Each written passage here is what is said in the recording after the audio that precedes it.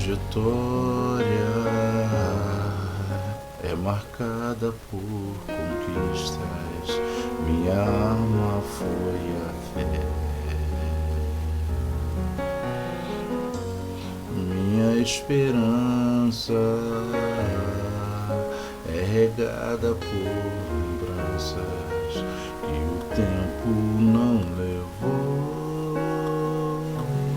Mas parece que um furacão me alcançou. Deus, eu não podia imaginar. Perdi meu chão. Olha como chora o meu coração.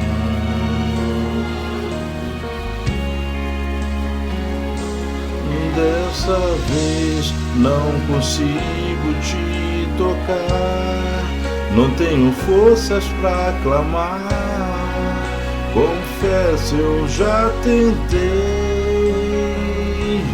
Dessa vez vou entrar no quarto.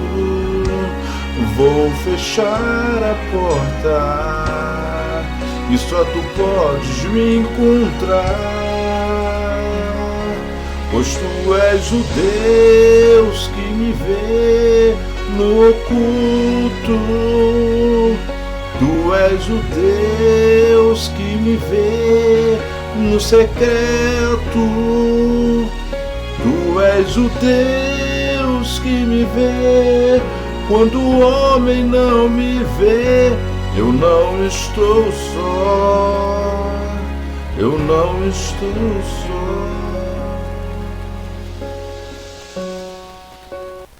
E disse aos convidados uma parábola: quando por alguém fores convidado às bodas, não te assentes no primeiro lugar. Não aconteça que esteja convidado outro mais digno do que tu, e vindo que te convidou a ti, e a ele te diga: dá o lugar a este, e então com vergonha tens de tomar o derradeiro lugar. Mas quando fores convidado, vai, assenta-te no derradeiro lugar, para que quando vier o que te convidou te diga: amigo, sobe mais para cima, então terás honra diante dos que estiverem contigo à mesa. Porquanto qualquer que a si mesmo se exaltar será humilhado, e aquele que a si mesmo se humilhar será exaltado. Então, nós podemos ver hoje, né, meu amigo e minha amiga, que a maioria das pessoas estão em busca de poder, estão em busca de honras, estão em busca de serem reconhecidos, né, de alguma forma. Então você pode ver que os altares das igrejas, eles estão repletos de pessoas ilustres, bem vestidas, bem arrumadas, com suas roupas perfeitamente adornadas e politicamente corretos. Mas o Senhor Jesus alertou a respeito disso, porque numa casa, né, nós podemos ver que não existe apenas vasos que ficam no centro. Não são todos os vasos colocados nas alturas, não são todos os vasos colocados no altar. Tem vaso para a entrada, tem vaso que fica no banheiro, tem vaso que fica no fundo do quintal, tem vaso que fica em cima do muro, tem vaso que fica no sol, tem outro que fica na chuva, e tem outro que é para o dia, e tem outro que é para a noite. De maneira que não são todos os vasos voltados para estarem sendo vistos, para estarem expostos. E quantos são os vasos? Quantos são os vasos que estão em busca dessa vista, de ser visto, de ser colocado no altar? O Senhor Jesus, ele pregava numa cidade, né? E quando o povo daquela cidade, pela pregação dele, via as maravilhas que aconteciam, as coisas grandes que ele fazia, então aquele povo buscava estar com ele. E aquele povo buscava querer fazer ele rei, querer colocar ele como rei deles. Né? Jesus ia para uma outra cidade, e lá na outra cidade, não sei que era a mesma coisa, ele corria para outra cidade. Por quê? Porque Jesus, ele não queria ser rei de homens. Jesus, ele não queria ser apenas uma marionete na memória e nos pensamentos das pessoas. alguém que fizesse o show da fé, alguém que fosse um ídolo. Porque, na verdade, ele não quis roubar a glória de Deus. Porque, na verdade, em momento nenhum e nem de maneira nenhuma ele quis roubar a glória de Deus. Então nós vemos aí muitas pessoas que estão nos altares, mas que não têm autoridade para estar no altar. Nós vemos muitas pessoas que estão nos altares, dominados por alguém que está atrás deles. Quantos são os pastores que estão com as tuas coleiras e com mordaças, aonde a sua esposa que domina ele, aonde o dizimista maior que domina ele, aonde aquele que dá maior oferta que domina ele? Então, meu amigo e minha amiga, poucos são os que querem ser o vaso usado por aquele que construiu o vaso. Porque nós podemos ver, como estamos falando, tem uns vasos que é para excelência, que tem que estar no centro da sala, que foram feitos para estar no centro da sala. E tem uns vasos que foram feitos para estar no fundo do quintal. Mas ele não deixa de ser vaso porque ele está no fundo do quintal. Ele não deixa de ser importante porque ele está no fundo do quintal. Ele não deixa de ser uma peça grande e forte usada pelo Senhor Jesus porque ele está no fundo do quintal.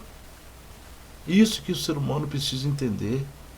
A Bíblia diz que Abraão deixou tudo para trás. E um dos motivos de ele ter deixado tudo para trás é que ele contemplava a cidade que não foi construída por mãos de homens, e nem por arquitetos desse mundo.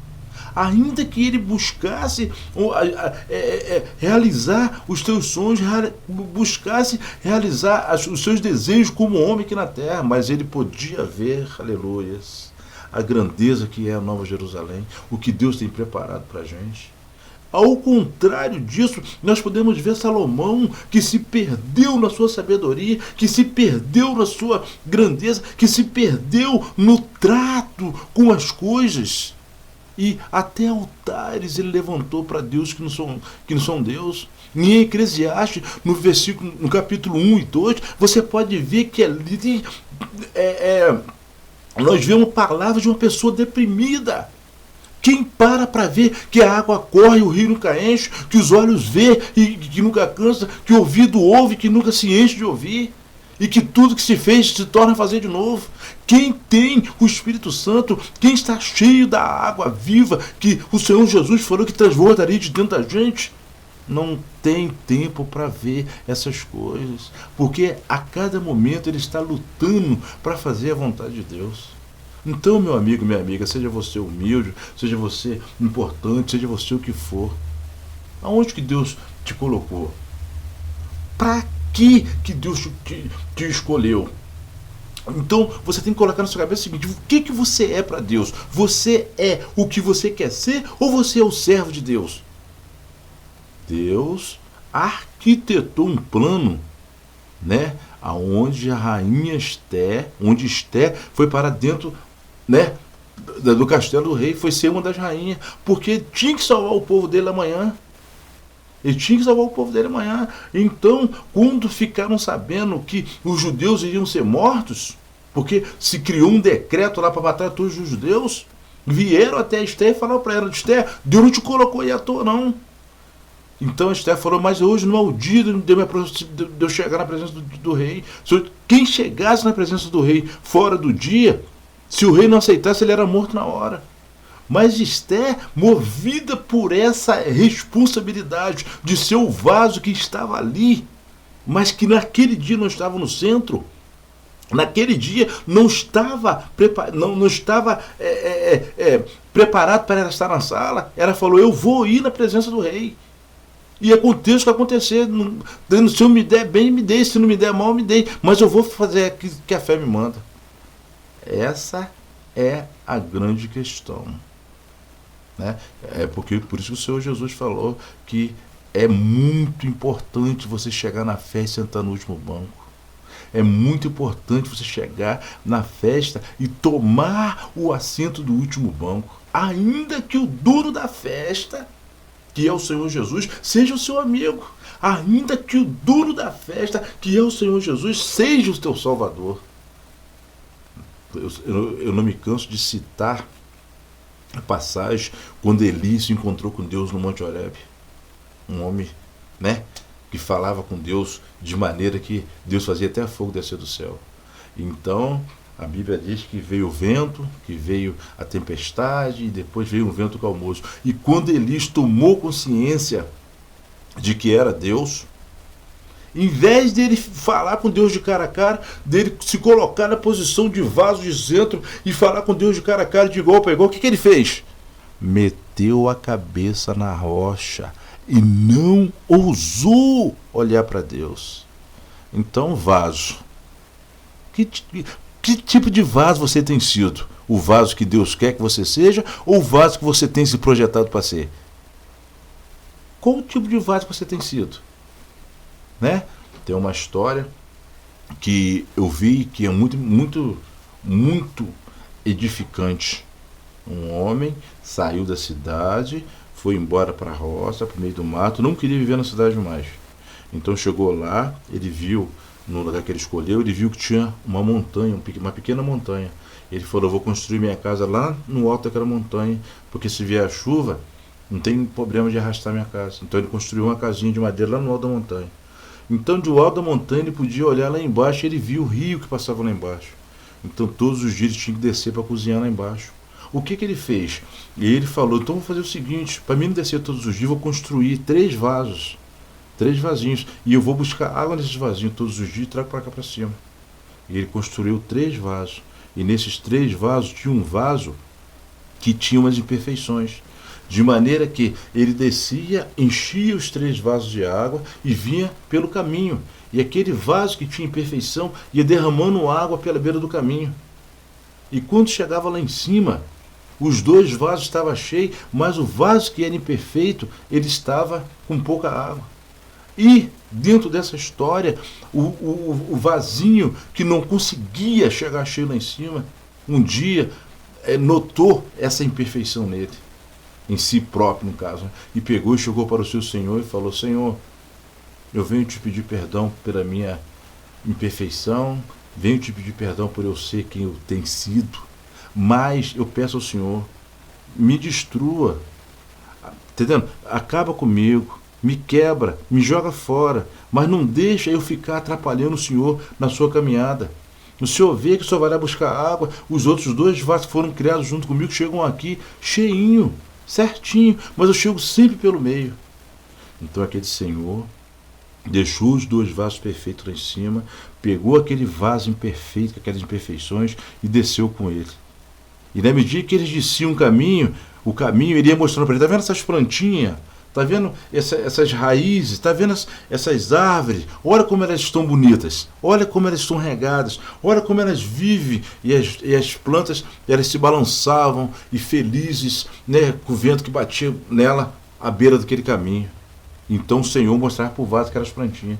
Aí o vasinho perguntou para o seu Senhor, mas o que tem a ver isso, Senhor? Essas plantinhas tão felizes, que legal, que bacana, que bonito que o Senhor trata delas.